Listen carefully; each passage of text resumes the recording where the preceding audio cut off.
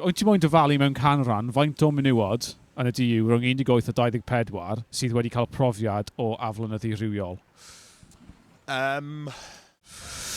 Does dim clem, honestly, does dim clem o gobl, sorry. I don't know, mae 40% falle, di hwnna'n bach rhy uchel. 70? 60? 70%? 80%? Ydy'n rhywbeth fel 94? Mae rhywbeth fel 97. Sut bydde ti'n teimlo os o'n i'n dweud yr ateb yw 97% o menywod? 97, mae'n ofnadwy. So mae hwnna'n afiach.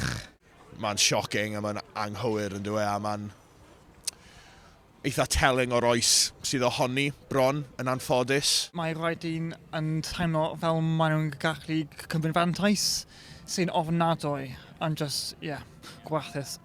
Mae yna pobl ar-lein sydd yn parhau gyda'r narratif yma bod nhw'n gallu tri menywod fel eiddo. Mae lot o ddynion jyst ddim yn parchu menywod yn anffodus.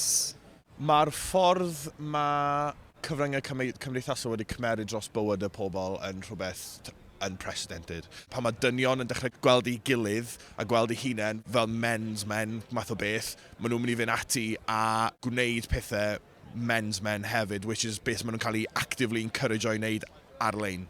Mae'r sefyllfa mor anodd a mor nuanced. It's going to have to be a collective thing, not an individual thing.